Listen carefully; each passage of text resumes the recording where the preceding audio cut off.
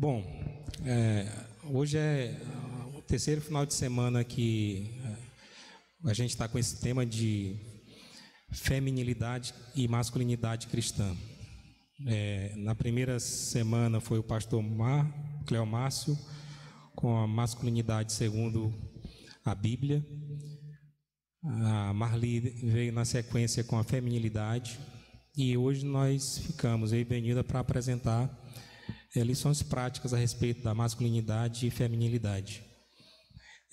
Como a maioria aqui são jovens que não estão namorando, são jovens que estão namorando, e poucos, na verdade só tem, que eu saiba, um casal, que é o Ramon com a esposa. Tem mais algum aqui? Elvis e Maíra. Recém-casados. Mas tanto o Ramon quanto o Elvis, a esposa do Ramon, a Isabel e Maíra, são casais jovens. Então, eles com certeza vão se identificar no contexto do nosso estudo. Quando a gente começou a estudar sobre o assunto, sobre esse tema, o que logo de cara saltou aos nossos olhos é que a gente está tratando de um assunto, que no caso, namoro, que não é algo que se encontra na Bíblia. Então, essa é a nossa primeira dificuldade. Se a gente fosse tratar de uma outra doutrina, eu ficaria até mais à vontade, porque a gente tem texto de prova, ou então algum texto que nos indique que é uma verdade bíblica a ser seguida. Mas a gente primeiro precisa entender o nosso contexto, o contexto do qual nós fazemos parte, e a partir dele a gente vai continuar esse estudo. Eu queria, passando aqui, nós temos esses dois versículos aí, para nunca perder o foco, por que nós estamos aqui. E a Benilda vai ler para a gente aí. Assim, quer vocês comam, quer bebam, quer façam qualquer outra coisa, façam tudo para a glória de Deus. 1 Coríntios 10, 31. E o outro texto é Colossenses 3, 23 e 24. Tudo o que fizerem, façam de todo o coração, como para o Senhor, e não para homens, sabendo que receberão do Senhor a recompensa da herança. É a Cristo, o Senhor, que vocês estão servindo. Então, esse é o propósito nosso de estarmos hoje à noite aqui. Eu e Benilda ministrando o estudo e vocês aqui acompanhando, aprendendo um pouco mais. O propósito é glorificar o nosso Senhor. Sempre a gente tem que ter esse foco em mente. Tudo que nós formos fazer tem que ser para a glória de nosso Deus. Se eu inicio um relacionamento, se eu estou me preparando para casar, se eu quero ter filhos, tudo isso eu tenho que colocar com um único propósito, de glorificar a Deus com nossos atos. Amém? Nós vamos iniciar então a falar sobre os relacionamentos. E como eu citei agora há pouco, nós temos muita gente solteira e alguns casais aqui. Mas qual é o nosso contexto? Nosso contexto histórico. Como eu acabei de falar para vocês, biblicamente a gente não tem a figura do namoro. Na Bíblia eu tenho que é o pré-matrimônio, que era praticamente o que nós conhecemos hoje como noivado, e o noivado até de certo modo curto, e o casamento. E depois do casamento, o casal tem liberdade para ter intimidade física um com o outro. No pré-matrimônio, não. No noivado, não. Mas nós não temos a figura conhecida modernamente hoje como namoro. Se a gente for buscar na Bíblia textos que falem disso, se a gente for atrás dos livros históricos para tratar desse assunto, a gente não encontra Jacó namorando com Lia ou Raquel. A gente não encontra Isaac namorando com Rebeca. José com Maria. Então, não há nenhuma passagem na Bíblia, nem histórica, nem passagem de instrução teológica que fale sobre a figura do namoro. Então, por que nós hoje estamos tratando de namoro? Então, a gente tem que compreender um pouco essa figura do namoro. O namoro, se a gente for verificar na nossa sociedade, há 100 anos atrás ele não existia na sociedade. O jovem, tanto o rapaz quanto a moça, eles viviam num contexto que geralmente, que eu vou tentar explicar um pouco mais isso aí, eles viviam num contexto em que automaticamente eles passavam da fase da infância para a fase de adulto. E aí na fase de adulto, ele já era responsável e já tinha condições de casar. A gente vê hoje que em algumas sociedades, ainda hoje existe um rito de passagem. Notadamente, se a gente for verificar, a gente vê isso nas tribos dos índios. Há um período em que o índio, o homem, ele tem que passar da fase de criança para a fase de adulto. E alguns têm uns rituais bem duros, uns têm que sofrer picadas de abelhas, de formiga. Outro dia eu assisti uma reportagem daquele biólogo, não sei o que, Rasmussen, e ele tentou também receber as picadas das formigas e ele passou mal. E os jovens índios, os curumins, depois eles passam a ser homens, eles têm que passar por essa fase. Após essa fase, eles já são adultos e já podem assumir as responsabilidades de um homem adulto, inclusive de casar, se for do desejo dele. No passado, os nossos avós, bisavós, eu falo isso porque os meus avós, eles tinham um sítio pequeno, mas era deles, e meu avô plantava, fazia a rocinha dele, ele plantava mandioca, ele tinha uma casa de fazer farinha, e todas as atividades que ele iria fazer, os filhos o acompanhavam.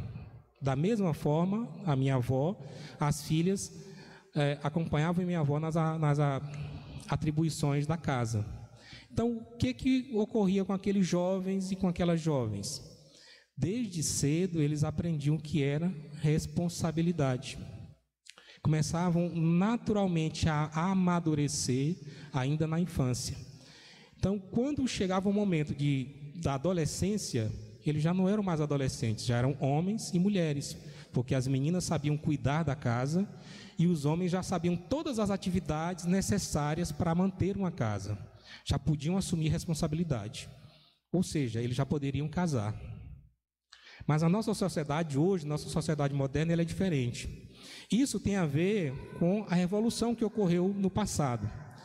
No livro que a gente utiliza, um dos livros que nós utilizamos para preparar esse estudo, que o pastor Cleomárcio também utilizou, que é Redescobrindo a Masculinidade e Feminilidade Bíblicas, na parte final é interessante que ele trata de um assunto que faz com que a nossa mente abra o entendimento do porquê que nós vivemos como vivemos hoje.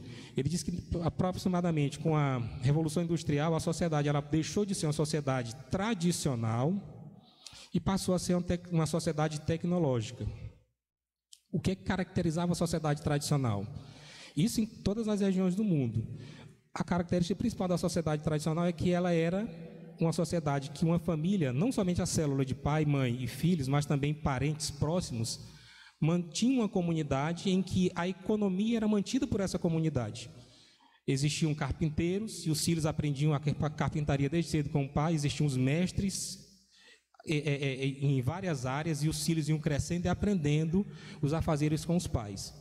A partir do momento em que a sociedade se tornou tecnológica, você sai de casa para trabalhar numa fábrica, numa tecelagem, você começa a adquirir uma habilidade que é bem específica para aquela área, você abandona o seu lar, você sai, só volta no final do dia, você não tem interação com seus filhos, acaba que cria-se uma sociedade de jovens que continuam sendo dependentes do pai, mas não aprendem as habilidades que o pai tem.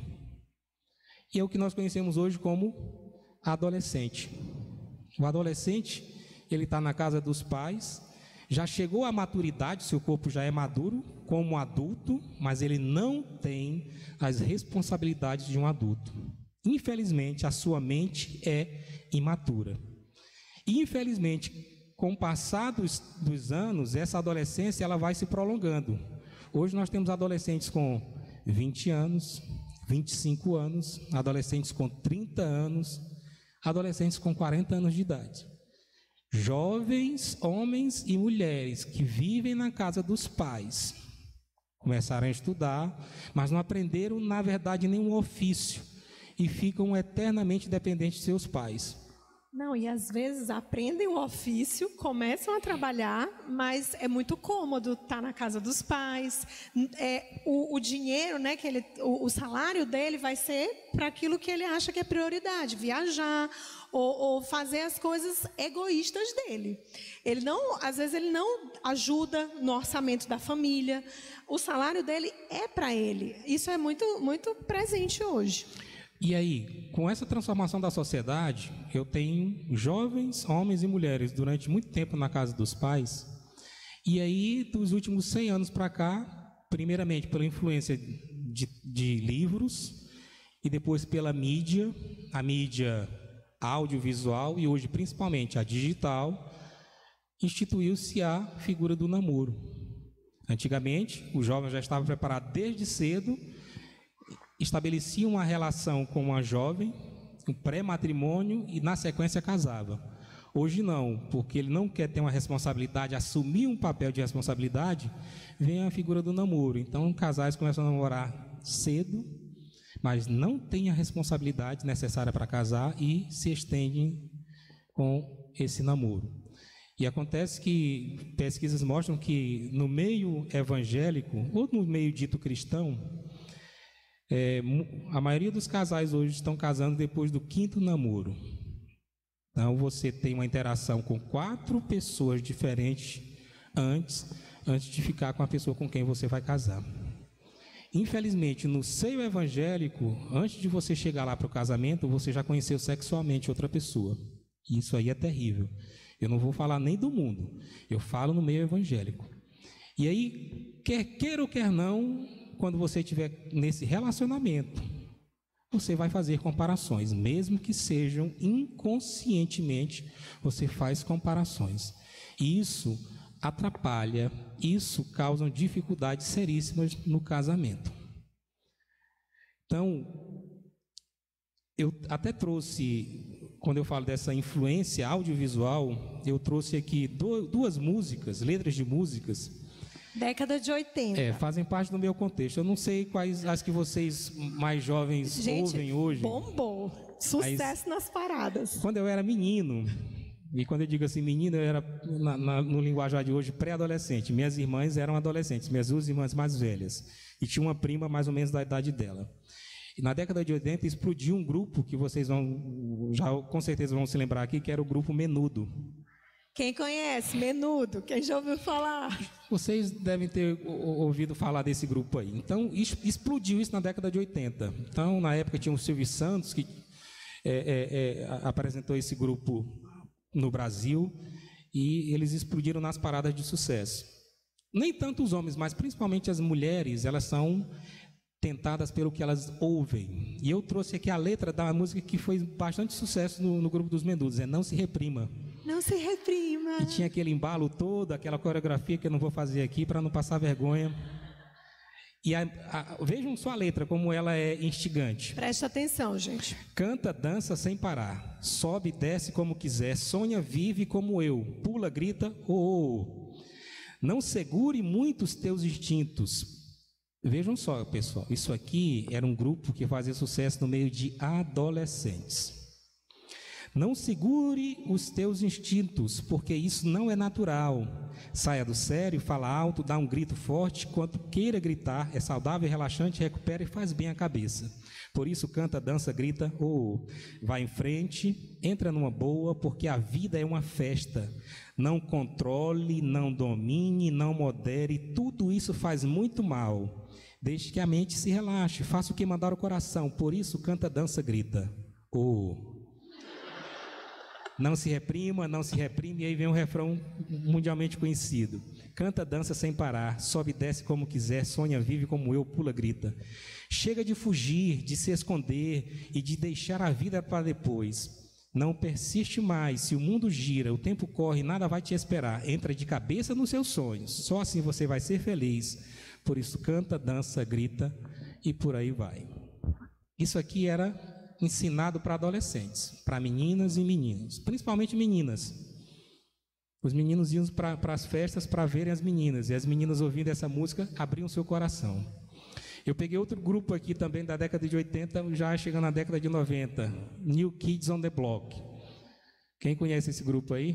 Um grupo norte-americano que fez muito sucesso. Step by step. É, exatamente. Step by step. Oh, baby. Gonna get you, girl. Ou seja, vou te pegar, garota. Aí vem a música todinha. Aí no final ele fala 5 passos. Step 1, aí vai até o 5. Eu só fiz a tradução aqui. Primeiro passo, nós podemos nos divertir muito. Há muito que podemos fazer. É só você e eu. Posso te dar mais. Você não sabe que chegou a hora? Então vejam só, 2 grupos. E essa música e essa letra, se você verificar hoje, para o nosso contexto, era até muito infantil. Mas eu estou falando aqui do contexto da década de 80. E eu estou falando como a sociedade ela vem num crescendo, e aqui eu digo, na verdade, de ladeira abaixo. Ladeira abaixo mesmo, né? Porque hoje tá vai malandra. Só para... Alterando o comportamento de jovens e adolescentes e crianças. Eu conversava com o Benilda agora há pouco. Antigamente, na década de 50, 60, as músicas, quem cantavam eram somente pessoas adultas. Mesmo músicas românticas, eram feitas para adultos. Na década de 70, 60, 70, começou a surgir o rock para jovens. E aí, na minha década de 80, quando eu era criança, começaram a surgir grupos para cantar músicas para adolescentes. E hoje nós temos grupos para crianças, de tal forma que hoje meninas de 9 anos, de 7 anos, 8 anos... 5 anos. Tem uma filha de uma pessoa que trabalha no meu posto que eu trabalho, que ela dança vai malandra. Ela tem 5 anos e é muito triste. Muito triste. E crianças até falando de que estão apaixonadas na escola. Uma criança de 5 anos, de 6 anos. Isso é fruto do quê? De um despertar precoce que a nossa sociedade vem fazendo. Então, meus irmãos, meus jovens, queridos irmãos, essa instituição de namoro, como nós a conhecemos hoje, ela não existia há 100 anos atrás. E ela gera uma série de dificuldades para o jovem cristão, que a gente vai tentar, na medida do possível, esclarecer como nós, no nosso contexto hoje, poderemos caminhar. Talvez algumas coisas aqui vocês não irão se agradar do que eu vou falar. Se eu fosse jovem e estivesse solteiro, também não se sentiria feliz em ouvir o que eu vou falar aqui. Mas são questões necessárias. A gente, em início de conversa aqui, nós colocamos algumas questões práticas com relação aos relacionamentos. E aí nós colocamos inicialmente 5 perguntas, que são pertinentes, com certeza vocês devem se fazer. A primeira pergunta é: há uma idade adequada para o namoro? Vocês podem perguntar. Se você perguntar isso para alguém no mundo, as pessoas vão dizer que não há. A partir do momento que você tem interesse, o casal tem interesse, eles podem começar a namorar. Eles precisam se conhecer, conhecer a vida, conhecer o mundo. E é assim que eles vão se preparar mais à frente para um relacionamento mais sério e futuramente para um casamento. Ou seja, o namoro na adolescência é um estágio. O mundo coloca dessa forma. E antigamente eram só beijinhos e algumas carícias. Hoje o pai permite que a filha possa ir para a casa do namorado, que o namorado possa ir para a casa da filha, dormir com a filha. Ou seja, ter relação normal com ela. E ainda justifica que é melhor estar em casa do que na rua, né? Muitos pais ainda falam isso. Não, eu fico mais tranquilo deles aqui do que fora.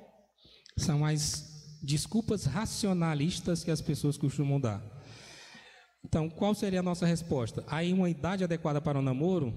15 anos, 16, 17, 18, 20?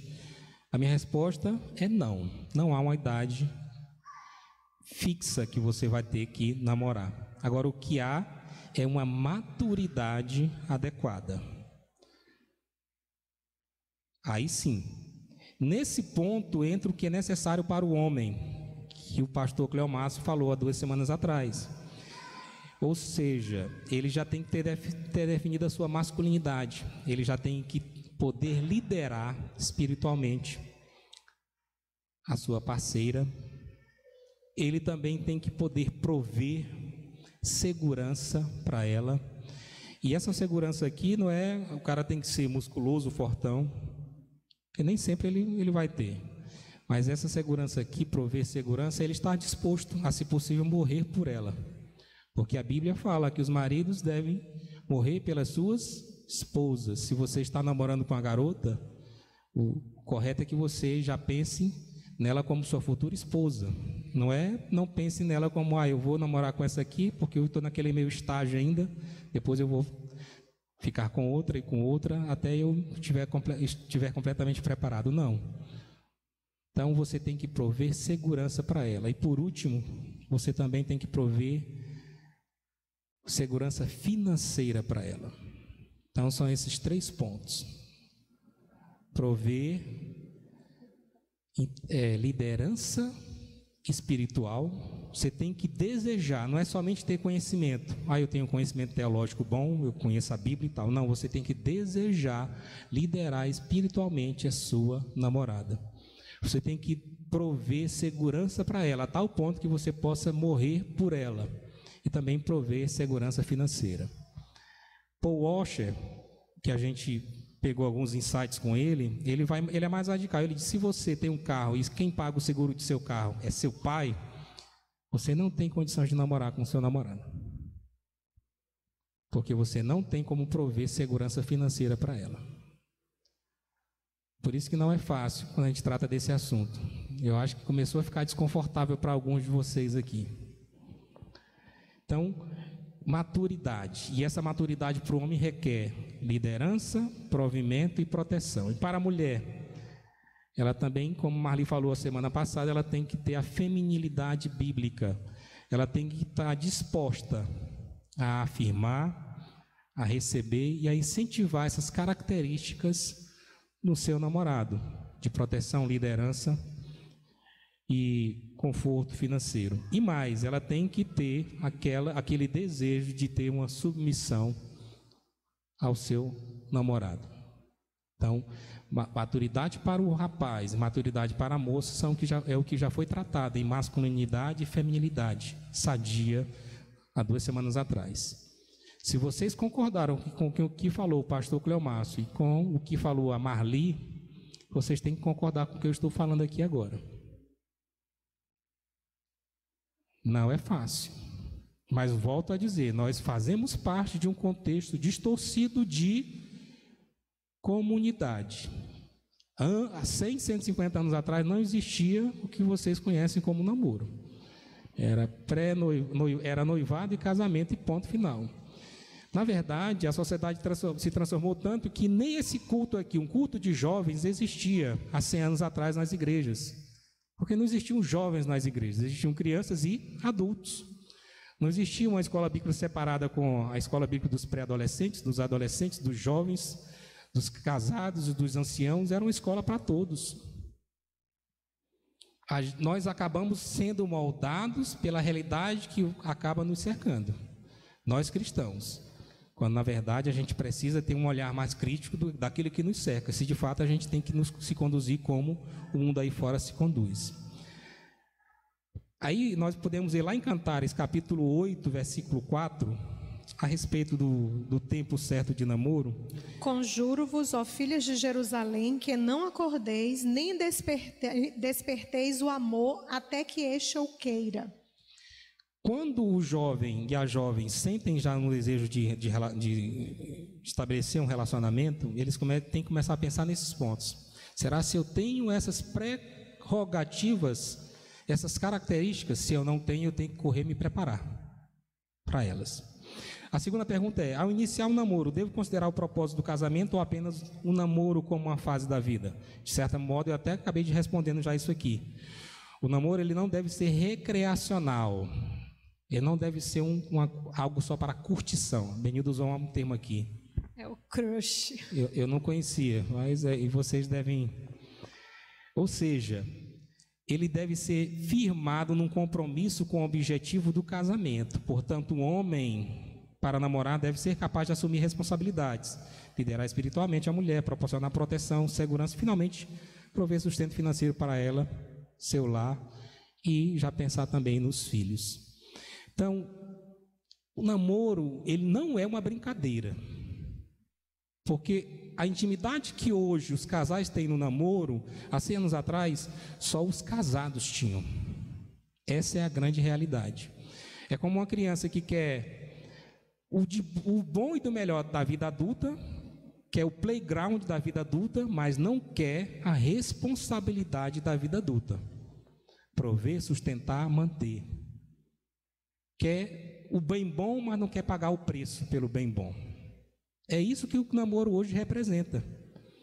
E quanto mais distante de Deus, mais envolvimento íntimo há e mais invasão, entrega, que futuramente isso vai gerar frutos terríveis para aquele casal, para aquela moça, principalmente para a moça. E vejam só, os jovens, eles querem brincar, mas não querem ter responsabilidade. O que é que ocorre em muitos casais aí quando a menina engravida? Por não ter responsabilidade, ela acaba se tornando uma assassina. Ela engravida e vai abortar.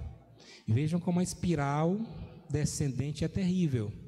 Assumir algo que você não tem responsabilidade e lá na frente você vai pagar um preço alto. E hoje na sociedade isso ocorre a todo instante.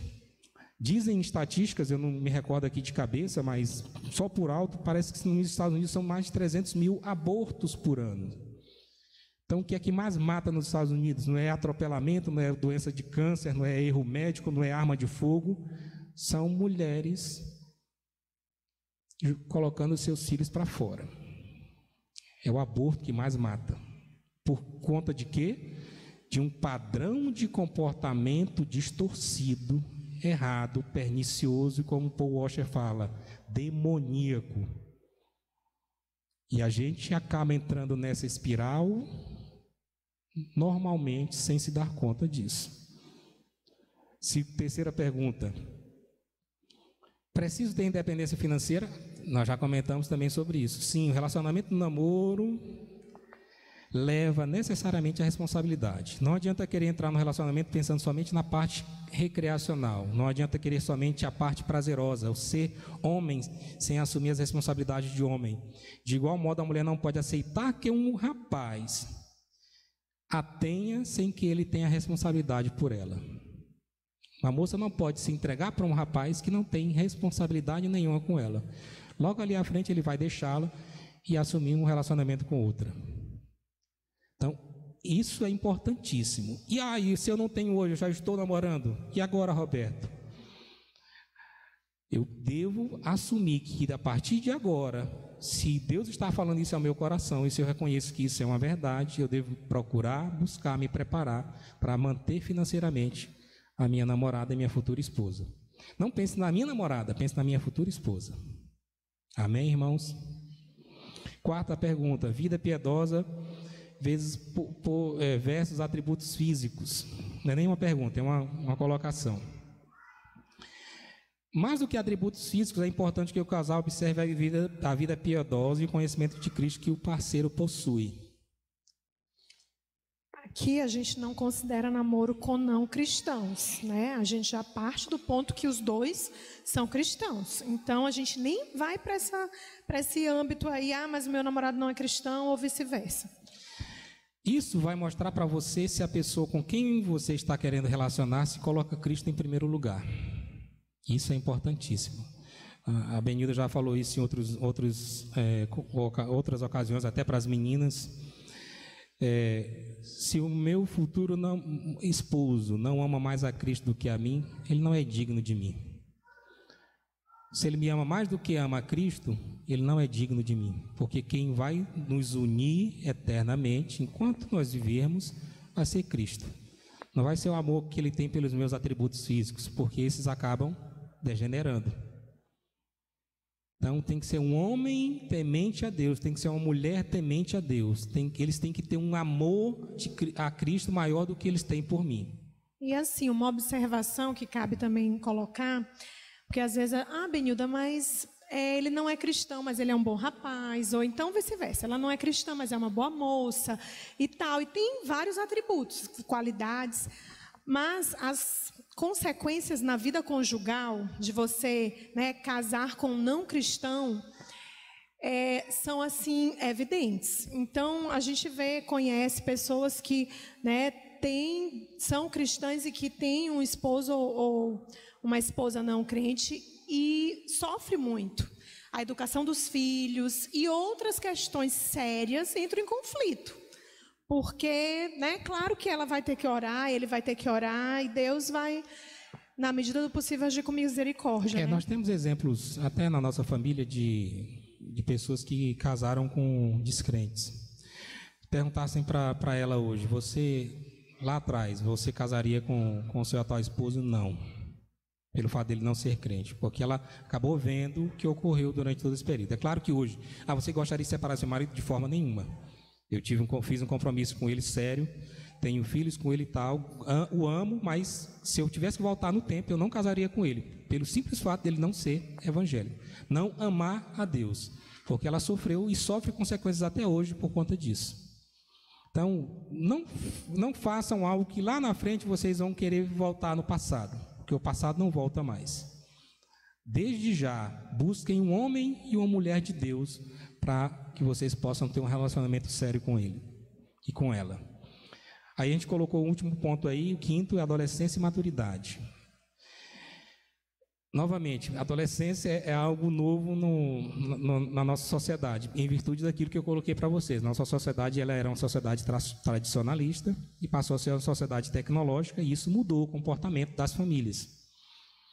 Como eu falei para vocês, os pais trabalhavam e levavam os filhos. Meu concunhado disse que 5 da manhã ele estava com o pai dele ordenhando vaca. Ele já crescia sabendo o que um homem tinha que fazer, quais as responsabilidades de um homem. Hoje não, os jovens ficam em casa, os pais vão trabalhar e eles ficam em casa, vão para a escola, vão para um cursinho, coisas desse tipo, mas não assumem responsabilidades nenhuma. E aí chega na idade da maturidade, ou seja, estão com os hormônios à flor da pele, que é isso que o adolescente já tem todas as características físicas de um adulto, mas a mente continua imatura. E isso é sério, irmãos, porque por mais que o adolescente ache que sabe alguma coisa, ele não sabe. Eu tiro por mim, quando eu era jovem, eu me achava o dono do mundo. Sei mais do que meu pai, sei mais do que muita gente mais velha, porque a gente se acha dono do mundo. E aí, mais à frente, você vai adquirir uma personalidade madura, você vai entender mais a realidade que te cerca, porque quando você é adolescente, você não tem essa percepção. Você acha que sabe, você pensa que tem esse entendimento, essa compreensão, mas eu digo para vocês, de cátedra, de conhecimento, vocês não têm. Só com maturidade a gente alcança isso. Então, se eu cresço numa casa em que eu não assumo responsabilidades, como é que eu quero assumir uma outra pessoa para namorar? A coisa é séria. E não no contexto mundano, no contexto das nossas igrejas. Os adolescentes têm começado a namorar cada vez mais cedo. Né? Isso é uma realidade. Então, a gente tem que se perguntar, será que isso é saudável? Né? Diante do que a gente está vendo, ter esse comportamento de namoros cada vez mais cedo, meninas de 13 anos, né? E aí a gente fica preocupado com isso. Então, passamos esses 5 pontos aqui. Hoje o nosso contexto é, eu já estou namorando, e agora? Lembre-se desses 3 pontos, homens. Lembre-se das suas responsabilidades, mulheres. Se eu não tenho isso, a partir de já, eu devo buscar isso. E nunca pense no namoro como recreação. Namoro não é brinquedo. Você está com uma pessoa que está sob sua responsabilidade. Você jovem e você mulher. Você também está com um rapaz que é sua responsabilidade. Não brinque com essas vidas. Infelizmente, a nossa sociedade, ela incentiva isso. Se você verificar, para o jovem adolescente, ele pode ter algumas coisas que seriam para adultos, mas a responsabilidade não é dada a ele. Por exemplo, um jovem com 16 anos pode tirar a carteira, não pode? Não pode não? É só 18? Mas pode votar, não pode? Não pode votar? Como é que um jovem de 16 anos pode estar sob a mão dele a responsabilidade de uma nação? mas ele não tem responsabilidade sobre a sua própria vida. Vocês já observaram como é absurdo isso? Ele pode votar num presidente que vai determinar nosso futuro, no mínimo, durante 4 anos. Mas ele não é responsável pelas suas atitudes, não pode ser preso. Qualquer probleminha corre para debaixo da saia da mãe e corre para debaixo da asa do pai. Então, a nossa sociedade, ela é distorcida quanto a isso. Permite que os jovens brinquem irresponsavelmente, mas que não assumam responsabilidades. E nós, como cristãos, devemos lutar contra isso, desde já. Nós relacionamos alguns problemas comuns, né? Nós pensamos. E o primeiro problema trata de comunicação. Comunicar é o quê? É um processo verbal, um processo não verbal. Nós comunicamos de várias maneiras, com os olhos, né? Com as expressões. E no relacionamento, é interessante a gente pensar que tem pelo menos 6 maneiras de interpretar essa comunicação. O que você quer dizer, o que você realmente diz, o que a outra pessoa ouve, o que a outra pessoa pensa que ouve, o que a outra pessoa responde frente ao que você comunicou, o que você pensa que ela respondeu. Olha só como dá um nó na cabeça, né? No relacionamento de namoro, de amizade, na família, é desse jeito. Não, mãe, eu não falei isso. Amor, tu me disse isso? Vocês estão entendendo? Essa comunicação traz muito conflito. E às vezes, né? Não, mas eu não quis expressar isso, mas você falou rispidamente. Você falou com muita ira, né? Então, isso, gente, é assim um problema muito comum nos relacionamentos. E sobre comunicação, existem vários níveis. O nível mais externo, mais superficial, é aquele nível: oi, William, tudo bem? Sabe? Aquela coisa: ela lá, tudo bem? Lá tá lá, eu tô aqui, a gente se olhou, tudo bem. O tudo bem é uma coisa tranquila, porque cada pessoa permanece onde ela está, e no fundo, eu não vou ter tempo para escutar se está tudo bem, né? Eu não vou. Aí se ele disser, não tá, você não vai nem ter tempo para saber por que não está tudo bem. Esse nível de comunicação, ele é muito superficial. E aí tem vários outros níveis, sendo que o primeiro, o principal dos relacionamentos de namoro, de casamento, é um nível de comunicação que deve ser verdadeiro, pessoal e emocional. Esse nível, ele estabelece uma relação profunda. Precisa ter o quê? Honestidade, abertura total. Sabe por quê? Porque ele vai ver que eu não sou tão bonita assim. Ele vai ver que eu sou muito feia, eu tenho muitas falhas, então eu vou me expor. Esse nível de comunicação deve ser o nível dos relacionamentos, entre um namoro, entre os casais. Por quê?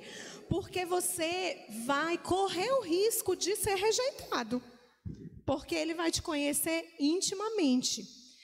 E graças a Deus, né, o Senhor é misericordioso, que quando a gente está nesse nível de comunicação, que muitas vezes não é fácil, porque ele é muito franco, que você se expõe, e que ele vê que você realmente é muito, né, vil, ele também reconhece que ele também é dessa forma. Ele é vil, ele é pecador.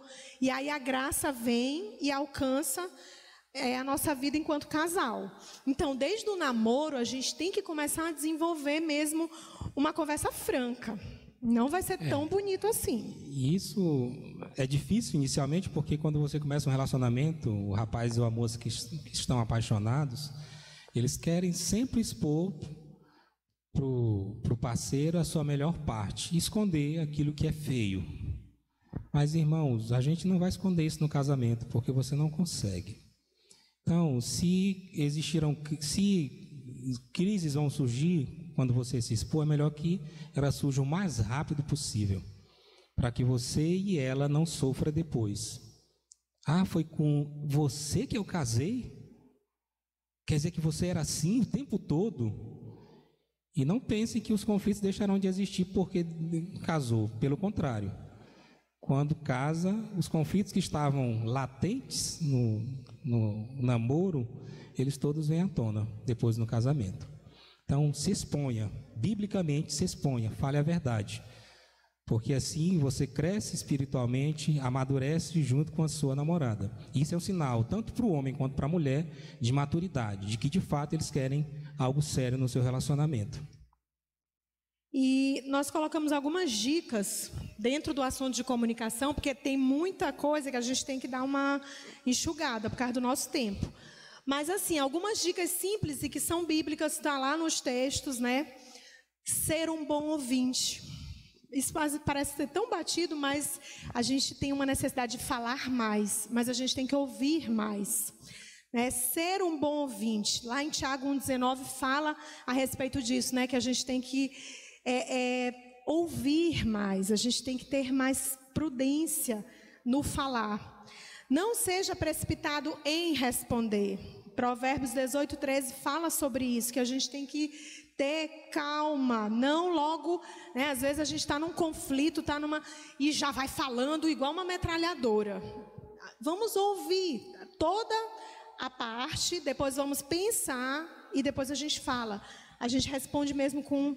Provérbios 18:13 diz, responder antes de ouvir é tolice e vergonha. Na verdade, quando você se precipita, geralmente você está tomado por emoção. Quando você está tomado por emoção, você está com um batimento cardíaco mais rápido. Você está com menos oxigênio no cérebro. Você pensa menos. E você vai falar besteira. As palavras somem. As palavras somem e aí vem o quê? Palavrões. Então, acalme-se. Outra dica. Fale a verdade em amor. Né? Isso é bíblico, está lá em Efésios 4:15.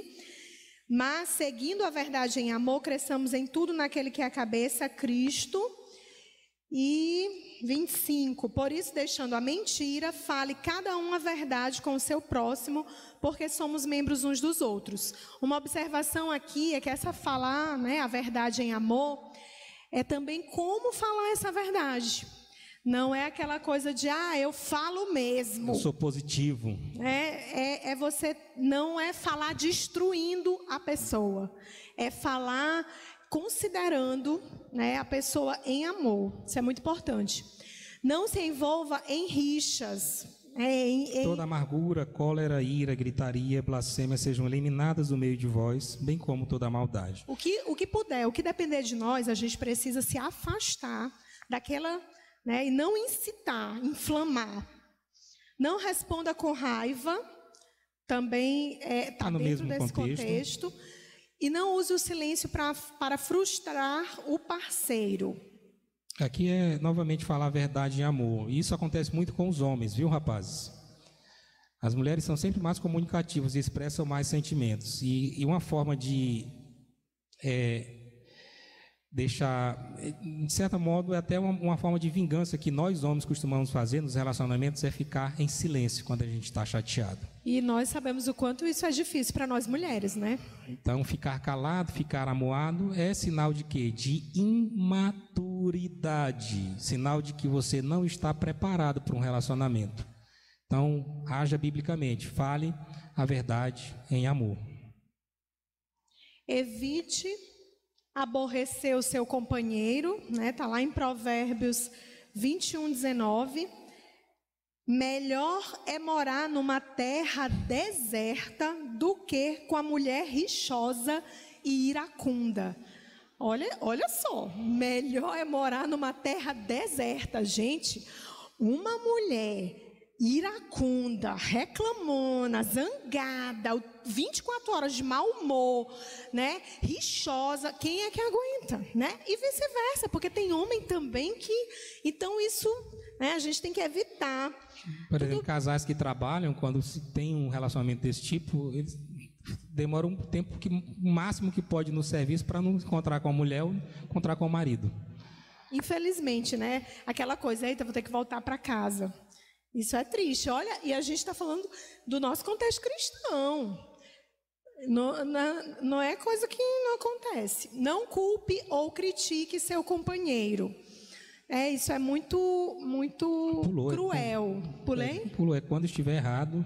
Quando você estiver errado, admita e peça perdão. Tiago 5,16 que diz: portanto, confessai vossos pecados uns aos outros e orai uns pelos outros para seres curados. A súplica de um justo é muito eficaz. No relacionamento, né, seja ele com namoro ou familiar, irmãos, amigos, tem uma palavrinha chamada orgulho, né? Aquela coisa, eu não vou dar o braço a torcer. Não, foi ele que errou.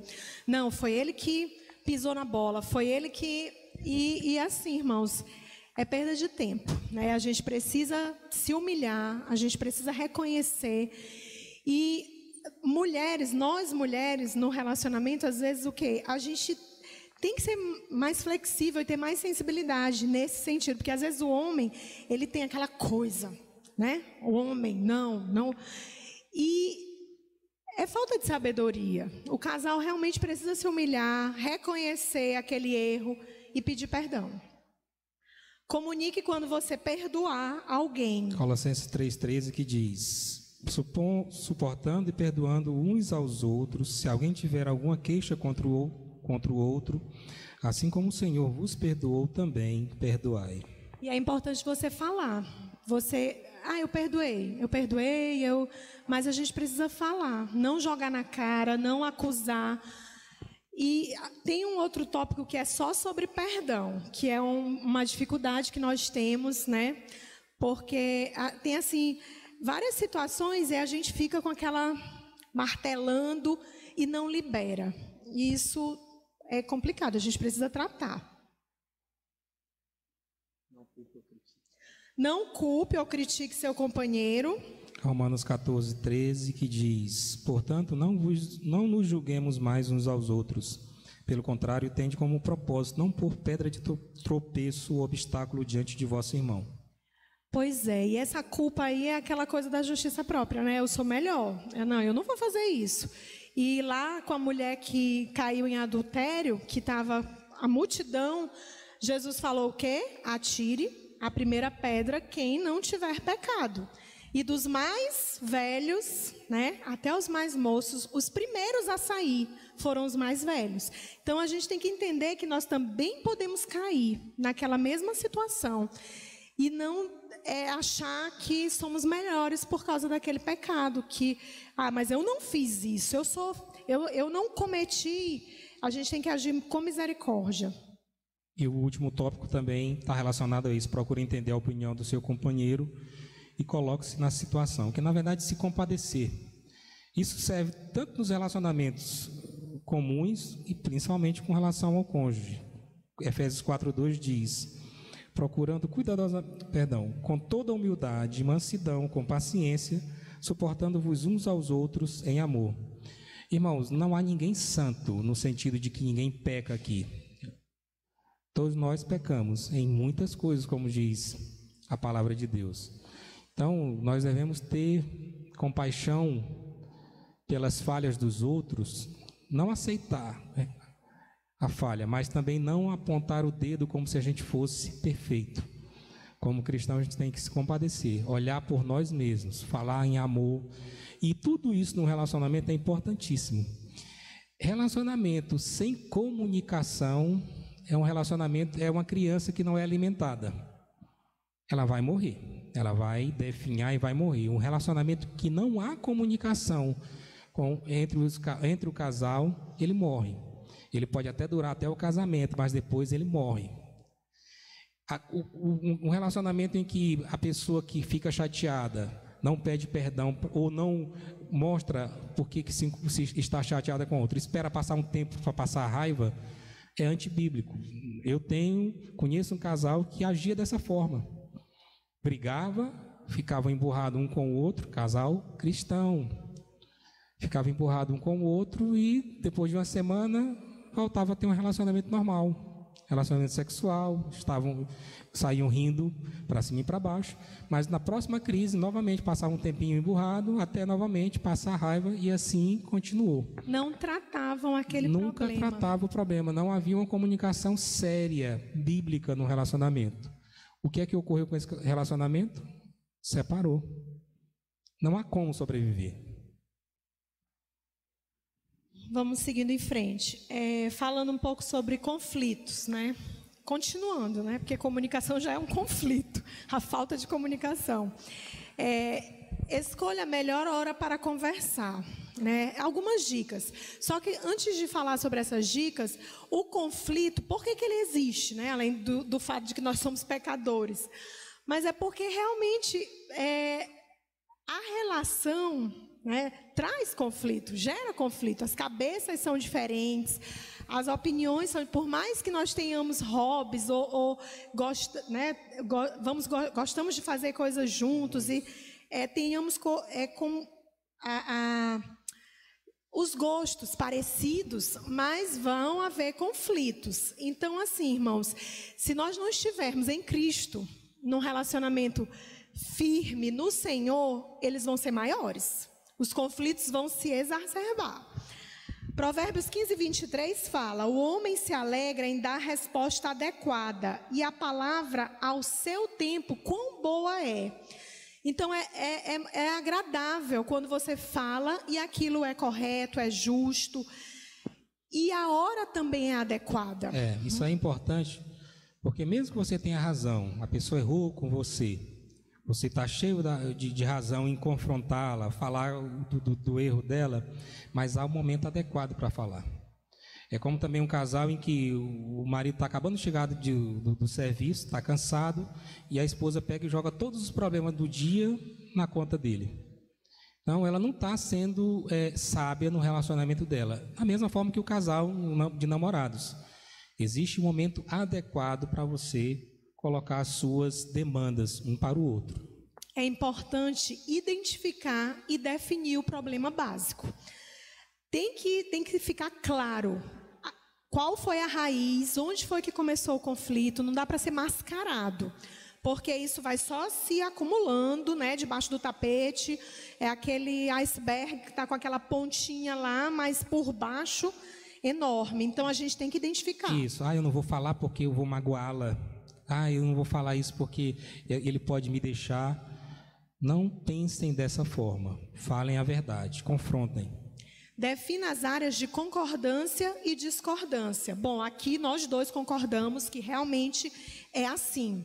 Não, aqui você pensa desse jeito, eu penso de outro. Então vamos ver como que a gente vai resolver. Vamos conversar com uma pessoa, né? É importante vocês identificarem o conflito e aonde vocês concordam e onde vocês discordam. Identifique sua parte de culpa para a existência do problema. Nós temos aquela mania de, não, eu tenho a razão. A gente se justifica, mas eu fiz aquilo porque ele mereceu. Mas vamos tentar identificar onde que nós falhamos, onde foi que cada um, né? Isso é muito importante. Dê algumas sugestões de como você pode mudar a sua atitude ou comportamento para ajudar a resolver o problema.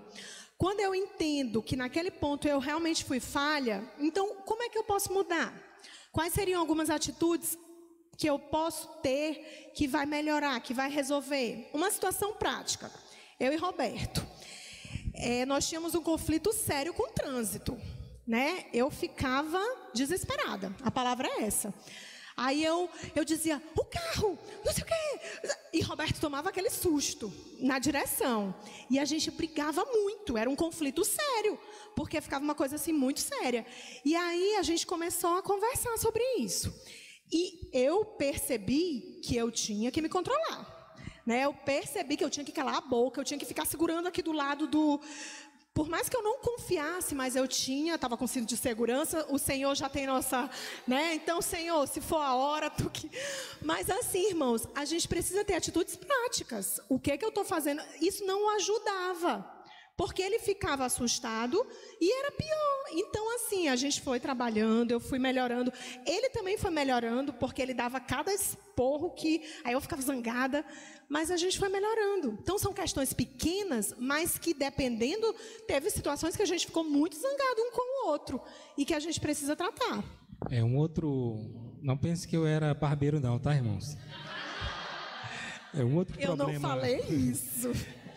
Um outro problema também que a gente vivenciou foi com relação a ciúme. E a gente conversou várias vezes sobre isso, eu era bastante ciumento no início.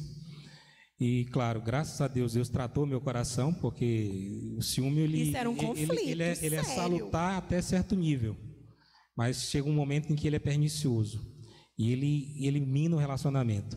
E, em contrapartida, eu pedia para ela afirmação. Por exemplo, estava num ambiente em que a gente chegava para uma festa, coisa semelhante, e um rapaz começava a olhar para ela. E eu pedi, quando isso ocorrer, e aí foi na conversa mesmo, você fala, olha, tem um rapaz assim assado que está olhando para mim. Ou a gente mudava de local, ou então aquilo já passava para mim uma segurança. Minha mulher viu, minha namorada viu e me falou.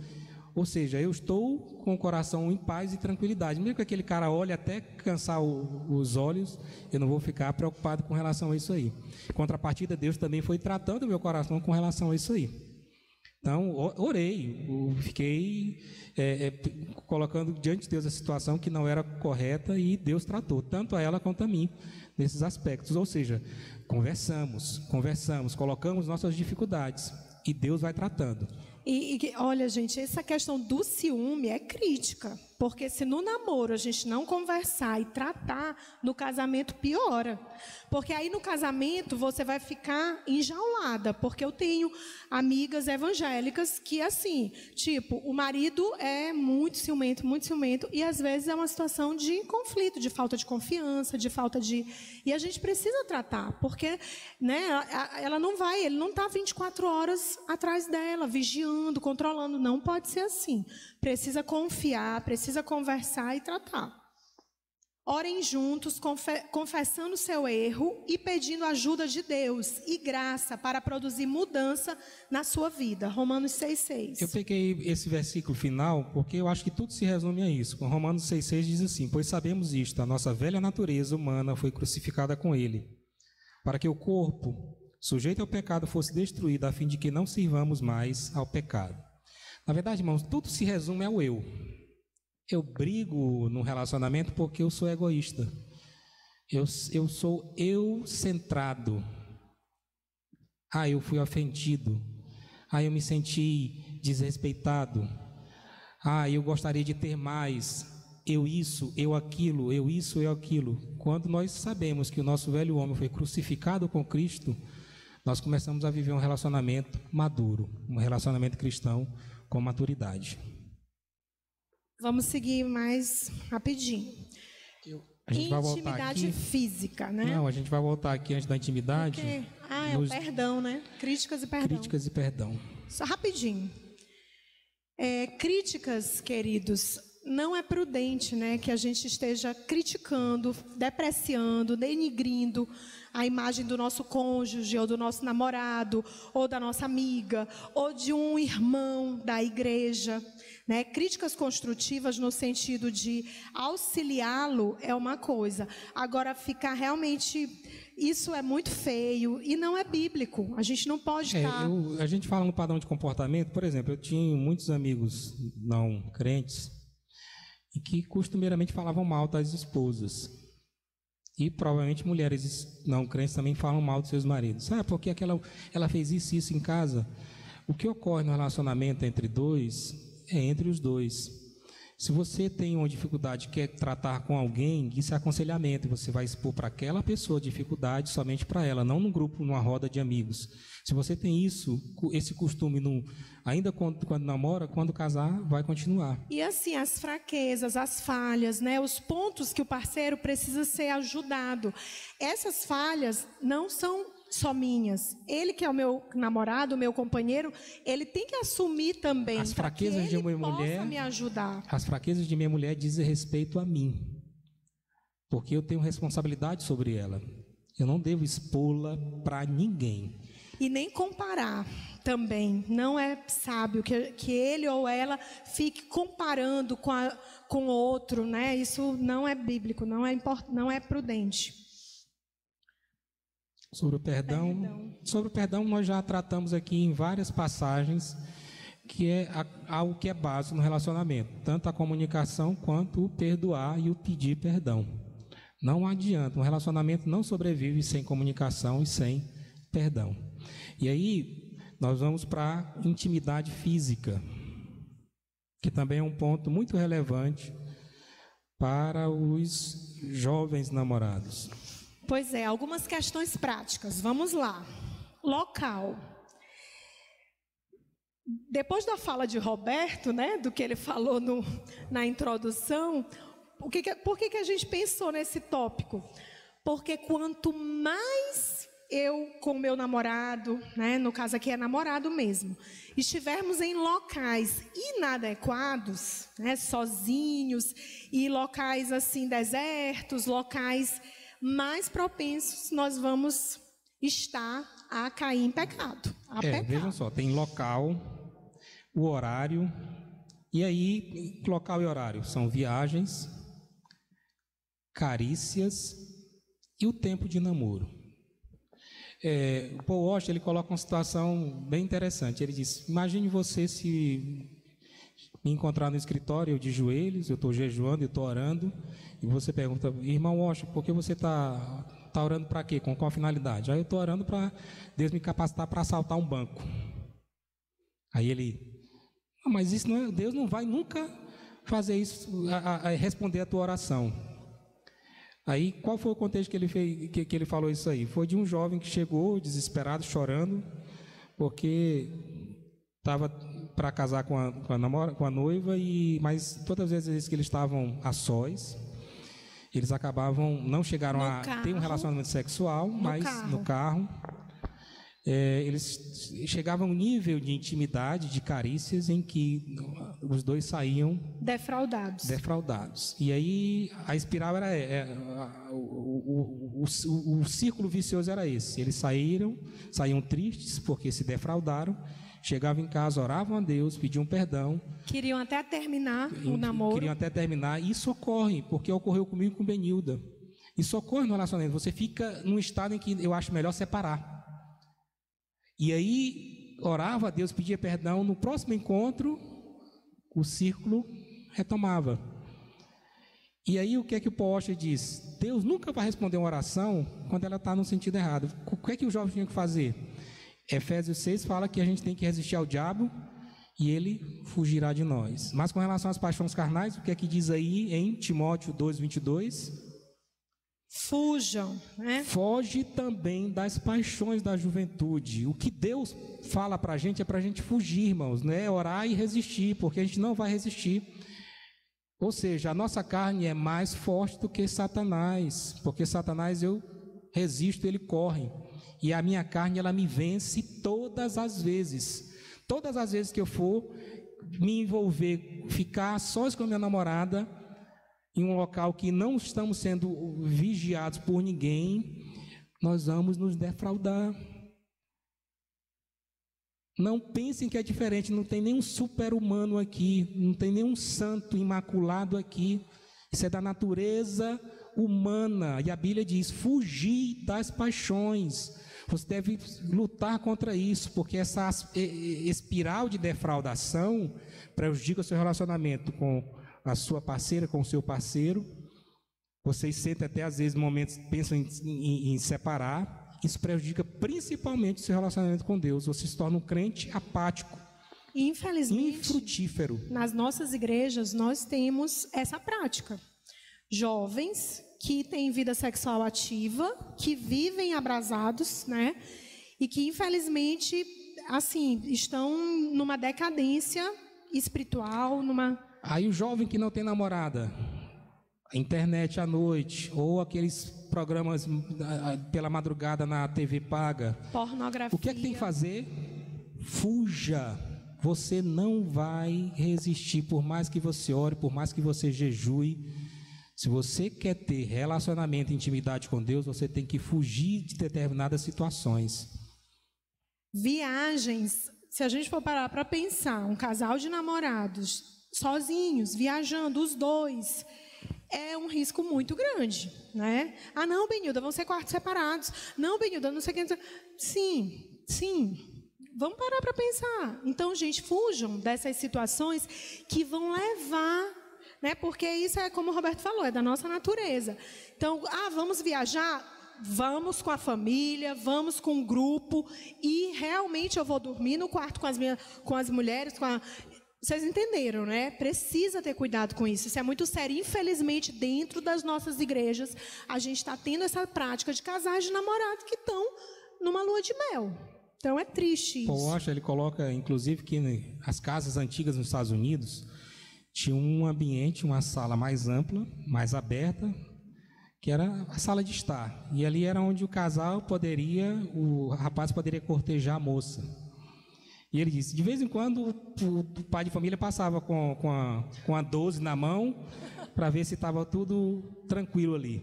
Ou seja, tem que haver alguém observando. Isso não é, poxa, irmãos, você tem a mente poluída de forma nenhuma. Eu tenho uma mente pecaminosa. E isso, gente, é segurança. Temos. Isso nos dá segurança. Horário também, né? De madrugada, tá sozinho, chegando de atividades a dois em locais, como eu já falei, isso é perigoso. Então, vamos evitar. E tempo de namoro e risco de intimidade sexual são grandezas diretamente proporcionais. Quanto maior o tempo de namoro, maior o risco da intimidade sexual. Então, meus irmãos, não namorem muito tempo. Se casem logo, porque o negócio é sério. E aqui esse tempo também tem a ver com o tempo que você fica com o namorado e a namorada. Carícias. Carícias, amor, fala aí. As carícias estão diretamente relacionadas a esse tempo. Todos nós, irmãos, não adianta que... até que nível eu posso fazer uma carícia na minha namorada e no meu namorado? Vocês sabem. Tem um tópico aqui que a gente não colocou, mas é o vestuário. Uhum. Né, os homens, eles são visuais. Então, é aquela história. Às vezes, nós estamos vestidas para matar. Minha irmã, misericórdia, nós não podemos agir dessa forma. Os nossos irmãos vão sofrer, eles vão pecar. Não é verdade, homens? E eles mulheres, sofrem na pele. Eu falo para vocês. Então, minhas irmãs, vamos agir com sabedoria, porque realmente... Aí eu falo assim para Roberto, né? Amor, o que tu acha dessa roupa? Aí ele, se tu tá me perguntando, é porque não tá boa. Mas assim, nós sabemos, nós mulheres sabemos quando aquele decote está um pouquinho maior, quando a saia está um pouco mais curta. Então, minhas irmãs... Vamos ter modéstia no vestir, né? Não é mostrando as partes do nosso corpo que nós vamos conquistar. Pelo contrário, a Bíblia fala sobre isso, como é o traje que deve ser de mulheres cristãs, mulheres que conhecem e temem a Deus, né? Que são tementes a Deus. E, irmãs, isso é muito delicado, porque realmente nós estamos fazendo o nosso irmão pecar. Né? Isso é muito sério. Paul Washer diz que o vestuário da mulher ela tem que emoldurar, tem que ser uma moldura para o rosto dela. A partir do momento que o vestuário é uma moldura para o corpo, ela pode levar alguém a pecar por conta disso. Ela é defraudação. Lucas, carícias, todos nós sabemos. E aí eu não preciso dizer até que nível. Todos nós sabemos, num relacionamento, se nós estamos defraudando o nosso parceiro ou a nossa parceira. Não adianta perguntar até que ponto. Vocês sabem. No momento que você começa a defraudar, você sabe, meu irmão. Então, se você sabe qual é o ponto, você para ali. E lembra da palavra, foge, foge. Sai correndo, vai-te embora antes que... Entendeu? Vamos lá. Outro tópico prático, né? Tarefas do lar.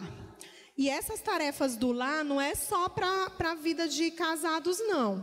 Quando a gente está na casa dos nossos pais, nós mulheres e homens também, nós já começamos a exercitar essas tarefas. Porque no casamento, isso também vai ser um conflito, viu? Prestem atenção. Isso aqui é muito sério. Para as mulheres, Provérbios 31... é um texto, né, áureo, de 10 a 31, fala sobre a mulher virtuosa, que ela administra o lar, que ela é uma mulher e tantas outras qualidades que a gente não vai aqui deter. Tito 2, de 3 a 5, ressalta, né, que as mulheres mais velhas possam ensinar as mais novas a serem boas donas de casa. É interessante que numa outra versão fala para que elas estejam ocupadas com as tarefas de casa. Minhas irmãs, não é a nossa realidade de hoje. A nossa realidade são moças cristãs que não sabem fritar um ovo. Misericórdia, né? Que não sabem e não querem aprender. Não é só não saber, não. E aí tem o YouTube aí para ajudar, né? Falando tudo como é que se faz. A gente não precisa ser MasterChef, mas nós precisamos cuidar do nosso lar. Nós precisamos... Gente, preguiça, mulheres preguiçosas, relaxadas. Irmãs, nós vamos ter que lutar contra isso, né? Isso é bíblico, nós temos que ser boas donas de casa, e isso nos traz orgulho, porque administramos nossos lares, tá? Os homens também. Em Provérbios 6 diz, 6:6, preguiçoso, vai ter com formiga, observa seus caminhos e ser sábio. Como eu tinha dito logo no início, que antigamente os pais levavam os filhos para caçar, para plantar, para ordenhar a vaca e tudo, ou seja, o filho acompanhava as atividades do pai, ele crescia como um homem, sabendo quais são as responsabilidades de homem. Mas hoje, a gente não vive nesse contexto, mas o que é que eu posso fazer? Irmãos, homens, existem atividades que a gente não pode deixar na mão das mulheres. Coisas simples, por exemplo, matar uma barata. Se ele não está em casa, eu tenho que matar. Mas agora, se ele está... É o homem esse papel. Eu até brinco lá em casa. Brinco não, falo sério lá em casa, porque como eu passei muito tempo fora viajando, o Gabriel, ele tem medo de barata. Porque ele reproduziu o comportamento da mãe. É nojo, não é medo, é nojo. Mas o correto é ele assumir essa responsabilidade desde cedo, porque quando ocorre isso, eu tenho que ir lá matar o animalzinho. Mas não somente isso.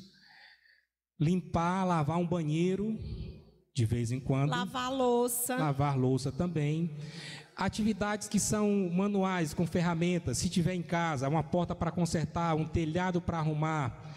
Hoje em dia a gente está muito acostumado a paga para alguém fazer. Não, nós temos temos que assumir essa responsabilidade. Olha, e é muito feio, assim como para as mulheres serem relaxadas, para os homens também. Não saber fazer um serviço, um conserto, é muito feio. Então, homens, vamos embora. Um exemplo disso, a gente tem um casal de amigos missionários, pastor Jaime e irmã Corina, e assim, eles têm 3 filhos homens. Aquilo que eles não sabem fazer, eles correm na internet, tem muita videoaula, eles aprendem e vão cuidar. Às vezes é um papel de parede para colocar em casa, é um conserto de um papel de parede, pintura, são coisas assim que o homem, desde cedo, ele tem que assumir esse nível de responsabilidade, porque um dia ele vai ser dono de uma casa e compete a ele essas atividades. Mesmo que tenha dinheiro para pagar, mas vai lá e faz, porque você cresce em maturidade. Você se torna cada vez mais homem. E a nossa sociedade, ela tem sido constituída cada vez mais de meninos que não querem ter e não querem assumir responsabilidade de nada. Então são coisas simples, mas que fazem com que você cresça como homem, que você cresça como mulher. E no casamento vai diminuir conflito, porque se você é um homem e sabe que essa é a sua responsabilidade, simples, você vai lá e faz. A gente botou essa foto aqui, a gente vai explicar, porque a Benilda estava pegando algumas imagens na internet, lá tem sobre direitos autorais. A gente ficou preocupado de colocar uma família e depois, isso aqui pode estar sendo filmado, vai para a internet, alguém possa reclamar. Então vamos colocar a nossa. Que a gente não... Olha, em relação à família, só para pontuar, relacionamento com os pais. Gente, é muito importante. No namoro, que o seu pai, a sua mãe, né, os seus pais, quem os tem, ou uma tia, um tio, alguém mais experiente, conheça e aprove e te dê apoio naquele relacionamento. Isso é prudente. Aqui na palavra de Deus tem vários textos que falam sobre honrar os pais, obedecer os pais, porque isso é agradável ao Senhor, né? Fala sobre isso. Então a gente não deve ir contra esse princípio, né? Mulheres, homens, Roberto estava vendo que quando você vai querer namorar com aquela menina, você tem que falar, não é primeiro com ela não, é com o pai dela. É com a pessoa que é responsável por ela, porque você está realmente com uma intenção que é correta. né? Isso é muito sério. Então a gente não deve ir contra pessoas que são autoridade na nossa vida, autoridade de Deus. Claro que a gente não está falando num sentido extremo, porque a gente sabe que tem pais, né, contextos que os pais não são cristãos, que os pais infelizmente não dão um testemunho, né? Pelo contrário, às vezes o filho tem mais sabedoria. Mas vocês entenderam? Descendência. Salmo 127:3, os filhos são herança do Senhor. Por que a gente colocou isso? Porque hoje em dia está muito comum casais cristãos não quererem ter filhos. Nós conhecemos vários casais cristãos que não querem ter filhos. Porque, filho atrapalha a nossa rotina, atrapalha as nossas viagens, o nosso trabalho. Existem mais variadas possíveis. Muitas desculpas. Esse mundo é mau. Esse mundo é perverso, eu não vou colocar a criança nesse mundo para sofrer. Mas, no fundo, isso faz parte de um egoísmo. As pessoas não querem assumir responsabilidade. Novamente, quer usufruir o melhor do casamento, mas não quer a responsabilidade do casamento. Isso ocorre. E filhos requerem responsabilidade. Filhos requerem doação. Ter filho é ter uma missão. Você assume a responsabilidade de alguém que vai ficar sob seus cuidados, você vai ter que educar, cuidar, nutrir, fazer com que sejam homens e mulheres de Deus. E as pessoas hoje em dia não querem isso. É muito casal que casa e coloca os filhos em creche. A mulher trabalha, o homem trabalha. Terceirização. É uma terceirização de sua responsabilidade. São crianças que crescem mais propensas a doenças. Nos Estados Unidos tem estudos sérios de 20, 30 anos. Crianças mais propensas a se envolverem com sexo precoce, a terem dificuldades de relacionamento, se envolverem com drogas, com crime, e crescem e se tornam adultos mais suscetíveis a doenças. Tudo isso porque foram desamparados pelos pais na infância. Então é sério. Eu quero minha vida profissional. Quando você casa, você tem uma missão. Então você tem que colocar, como Paul Washer falou, em primeiro lugar na minha vida está em prioridade a minha esposa, porque a Bíblia diz que eu tenho que morrer por ela. Segundo são os meus filhos. Terceiro é a igreja. E quarto é o trabalho.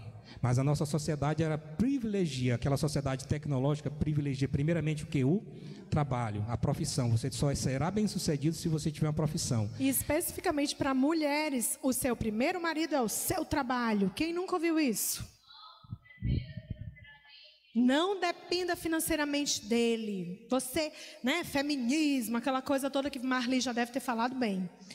E uma coisa, só para fechar essa questão dos filhos, nós mulheres, mães, né, a maternidade. Queridas, imagina a mãe de Spurgeon, a mãe de tantos homens de Deus. Imaginem essas mulheres, a contribuição que essas mulheres tiveram, orando pelos filhos, educando-os em casa. Gente, é um privilégio, né? Você que é mulher, ter mais tempo com seus filhos, ensiná-los no caminho de Deus, com a liderança do marido. Gente, é um privilégio. Olha só, serão homens que vão influenciar uma geração. A gente tem que pensar nisso.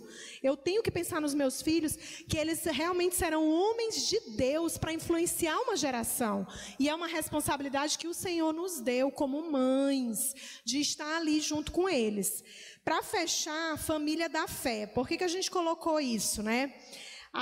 Em relação à instrução. A família da fé é a igreja, são os irmãos. E aí tem a questão do nosso comportamento com os irmãos. Considerem os outros superiores a si mesmo. E prestar honra a quem nos lidera. Honra a quem honra. Por exemplo, os presbíteros merecem mais honra porque eles presidem a igreja. Então, o tratamento que nós damos a eles, os diáconos aqui, aqueles que nos presidem, esse tratamento que nós dispensamos a ele, prova e mostra o quão nós estamos maduros na fé. Então, a gente tem que ter respeito, tem que ter cuidado, zelo em como tratar esses homens e mulheres de Deus que nos lideram. Filipenses 2, de 3 a 4, fala assim: nada façais por partidarismo ou vanglória, mas por humildade, considerando cada um os outros superiores a si mesmo. Não tenha cada um em vista o que é propriamente seu, senão também cada qual o que é dos outros. Irmãos, não é fácil, né? Você considerar o outro superior a si, você ter uma atitude mesmo de humildade, de considerar, de amar, e é um desafio, irmãos, porque vai contra o nosso ego, o nosso orgulho, e nós precisamos obedecer a esses princípios. 1 Timóteo 5,17, só para fechar, diz: os presbíteros que governam bem devem ser dignos de honra em dobro, principalmente os que trabalham na pregação e no ensino. Para fechar, Roberto, tem uma mensagem aos homens. A sociedade, como eu falei para vocês, ela fica perpetuando homens meninos, homens adolescentes, que não fazem muita diferença, ou praticamente não fazem diferença nenhuma na sociedade. Mas o que a Bíblia requer de nós, homens, é que sejamos homens de fato, homens que assumam sua responsabilidade. Aí Paul Washer diz que o diabo, ele teme um homem piedoso e íntegro, porque um homem piedoso e íntegro é uma das coisas mais perigosas da face da terra. Uau. Um homem na sua mais ampla acepção da palavra, um homem que assume a sua responsabilidade, seu papel de homem, de líder espiritual, daquele que quer morrer até pela sua esposa, pela sua mulher, e que supre financeiramente a sua casa. Esses homens de verdade, estão em falta na sociedade. E uma sociedade, ela começa a definhar, começa a perder a moral, perder a ética, quando ela perde homens com essas características aí. Hoje nós estamos cheios de adolescentes de 30, 35, 40 anos, que até hoje correm mais para um videogame do que para atividades sérias que requerem que o homem faça. E para as mulheres, a nossa mensagem é de John Piper. Ele fala o seguinte, que mulheres fortes combinam uma beleza doce, carinhosa, gentil, amorosa, submissa, feminina, com esta enorme espada em suas costas e a teologia em seu cérebro. Então, queridas, que realmente nós possamos ter essa espada, né, pronta para rebater qualquer dardo inflamado, e que sejamos essas mulheres segundo o coração de Deus. E aí, irmãos, nós encerramos a nossa mensagem. Glória a Deus, louvado seja o seu nome. Que Deus nos ajude a sermos submissos à sua palavra. Não é fácil. O que a gente apresentou aqui, eu mesmo, se eu estivesse ainda ou namorando ou ainda por namorar, eu ia sair daqui chateado. Porque eu falo para os irmãos, como disse Paul Washer, eu gostaria de ter ouvido isso quando eu era jovem. Eu gostaria de ter alguém me conduzindo, me ensinando essas verdades, para que eu pudesse crescer como homem e como mulher de Deus. Amém? Eu não sei se compete aqui, Daniel e Juliana, se a gente abrir para algumas perguntas ou encerramos aqui mesmo. Encerramos por conta do horário. Falamos demais. Não, nos deram 1h30, a gente passou 1h25. Então vamos orar, louvar e agradecer ao Senhor pela noite de hoje. Fiquemos de pé, irmãos. Senhor, mais uma vez nós te somos gratos, Pai, porque pela Tua graça e misericórdia Tu nos atraiu a Ti, nos chamou e nos salvou, Senhor. Bendito seja o Teu nome, porque de nós mesmos nós estávamos perdidos, sem esperança, sem paz nesse mundo. Mas aprove a Ti, pela Tua misericórdia, Tua doce misericórdia, o Senhor nos chamou. E hoje estamos aqui, Deus, crescendo e entendendo mais da Tua palavra, dos princípios da Tua palavra, do que significa andar como filhos do Senhor nessa geração perdida e perversa. Mas nos ensina, Senhor, porque nós somos embaixadores do Senhor. Esse mundo não nos pertence, nós não pertencemos mais a este mundo. Nós estamos aqui como peregrinos. E como peregrinos nós não devemos, Deus, absorver essa cultura que nos cerca. Nos ajuda a sermos fortes, a termos princípios cristãos, a sermos jovens, homens e mulheres que temem a Ti, que sejam luzeiros neste mundo. Eu louvo ao Senhor pela presença, por essa audiência de jovens que estão aqui nesta noite, que vieram para aprender mais do Senhor e que continuam aprendendo mais do Senhor. Capacita-os, ilumina-os e fortalece-os na Tua palavra, Senhor. Louvamos a Ti, bendizemos a Ti, nos despede em paz para as nossas casas. Nós queremos Te agradecer muito, Senhor. Que tudo que foi feito hoje aqui seja para a honra e glória do Teu santo nome. Louvado seja o nome do Senhor, hoje e para sempre. Amém.